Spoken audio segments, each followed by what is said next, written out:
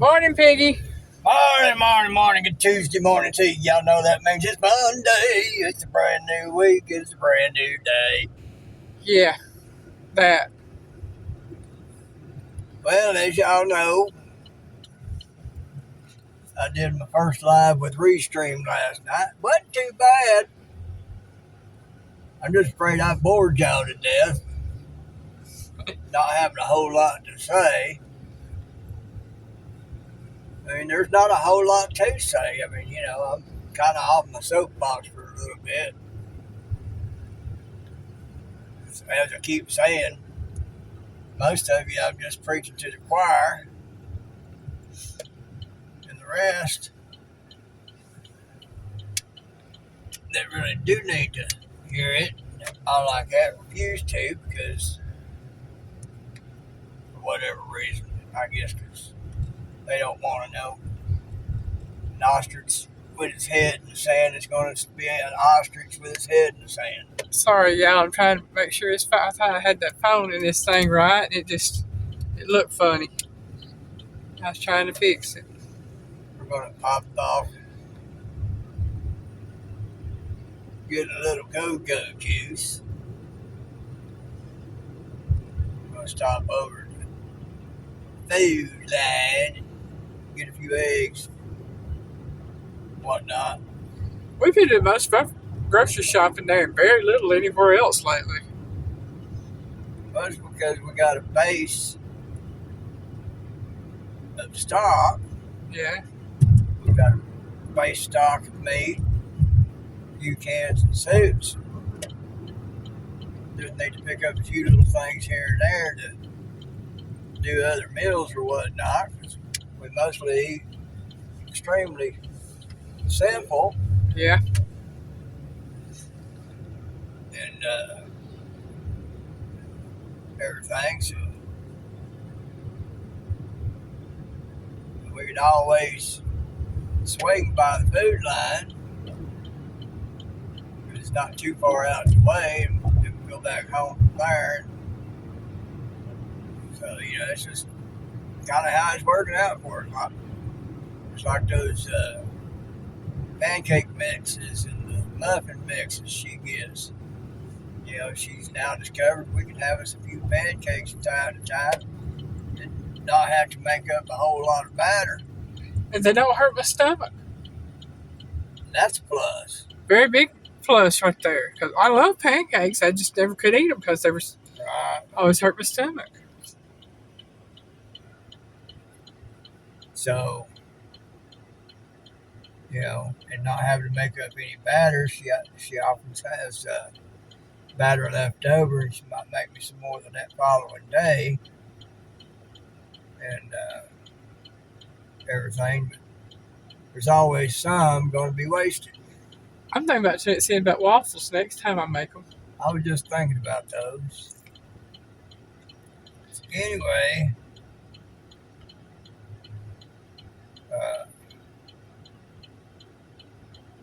I mean, it just.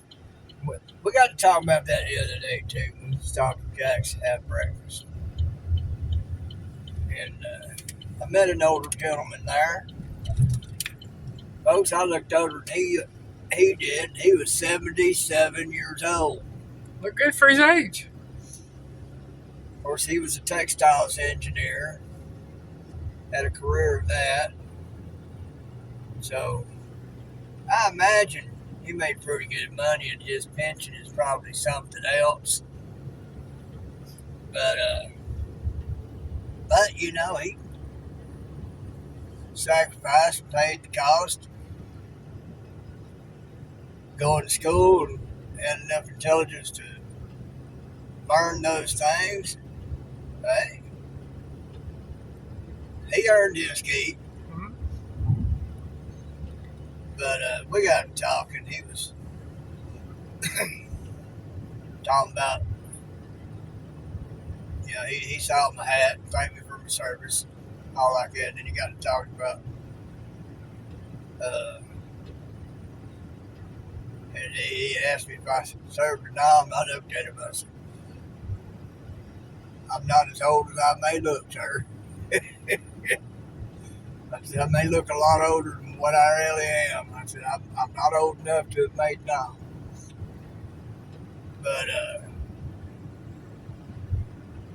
yeah, he asked me about Desert Storm. I said, no, sir. I said, I was in a kind of a window of time where we wasn't really in no conflict. And that's when he opened up and started telling me about how he'd almost went. You know, they took a bunch of them, tested and stuff like that. And he finished his test a lot quicker than was expected. So they thought he was cheating. He told us, no, I just know the material. He showed him a little certificate where he had went to a good college, a little wallet-sized thing. He said, well, anybody could afford that. He said, call that number. This is my whatever number that they recognized by it. They came back to him a little while later and said, well, I'll be. You're legit. And so he told us, we're not going to send you to boot camp. We're going to send you to OCS. And 14 months and all like that. And he'd be a second lieutenant. He said he looked at the guys. So 14 months, you're going to have me over there as a second lieutenant, leading some other men through the jungles. No, yeah. He said, well, you want me, you're just going to have to draft me when my number comes up. You can take this and shove it up your... I smiled and laughed. I knew where he was going. He's a preacher now, so he refrained from saying certain things. And anyway, but he felt bad because he knew some buddies that went over there and died. Some others that survived and came back, basically killed themselves through alcohol and everything. Basically what he was doing, folks, is he was looking for a little bit of redemption because he didn't go and serve. I just looked at him. I said, well, sir, I said,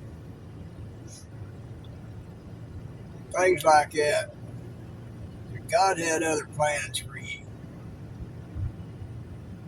That's why you made the decisions that you made when you made them. So you could tell he seemed to feel a little better about it after that. We talked some more. He said he was there waiting on a buddy of his. And they've been meeting for about the past 20 years. That would have made him 57 when they started hanging out and everything. But old folks, a lot of old folks go to little restaurants and hang out and talk, catch up. Folks, it's a kind of a check to see who's still left. And my neighbor, he does that, and they've got a Tuesday thing they do every so often. And it's basically just checking on each other. Who they don't see, they check into and find out about and everything. But anyway, a lot of folks do that because a lot of folks older like that, they got kids, grandkids, great-grandkids. That old feller had a few. Not a great lot, but it wasn't a small number either. But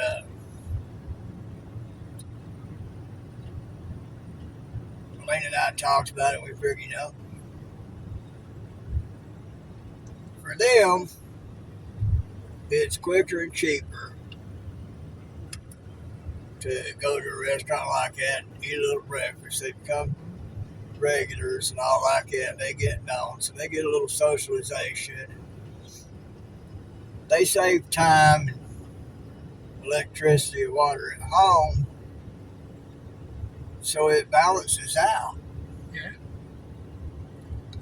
They don't have to worry about leftovers. They don't have to worry about stored leftovers. They don't have to worry about a lot of things. They just stop by somewhere like that or become a regular someplace like that and go from there. In the long run, it's cheaper and time effective for them to do that because they can go from there and go straight to whatever it was they was going to do that day. Go around visiting their kids and grandkids, doing things with them and all that. So we got to thinking about it. That kind of balances itself out. Yeah. Because we've got ourselves doing it quite a bit. And we'll do what we do. Sometimes we'll stop and get a little breakfast and go home. Stay up for a little bit, go back to bed until time to go pick my aunt up. And cost-wise, it's about the same. A lot of times it's cheaper on us to do it that way. Yeah. Fool with no headlights. There's been a lot of them from took here with no headlights. Yeah. So it works out. It works out good for us. Yeah, so